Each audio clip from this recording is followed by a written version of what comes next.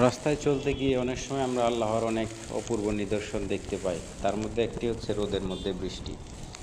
দেখেন সামনে রোদ দেখা যাচ্ছে, তার মধ্যেও বৃষ্টি পড়তেছে। সাধারণত আমরা জানি বৃষ্টি মানে একটু মেঘলা মেঘলা ভাব থাকবে, আকাশ ডাকাডাকি করবে, তারপর বৃষ্টি আসবে, সেটা আমরা সকলেই জানি। কিন্তু এরকমও আমরা দেখেছি কোনো আকাশের ডাকাডাকি নেই, মেঘের আনাগোনা নেই, তীব্র রোদের মধ্যে হঠাৎ বৃষ্টি পড়া শুরু হয়ে গেছে। তো এগুলো হচ্ছে আল্লাহর নিয়ামত, আল্লাহর যেই অশেষ কুদরত রয়েছে সেটা। তো যাই হোক, বৃষ্টির মধ্যে বাইক চালালে একটু সতর্কভাবে সবাই বাইক চালাবেন।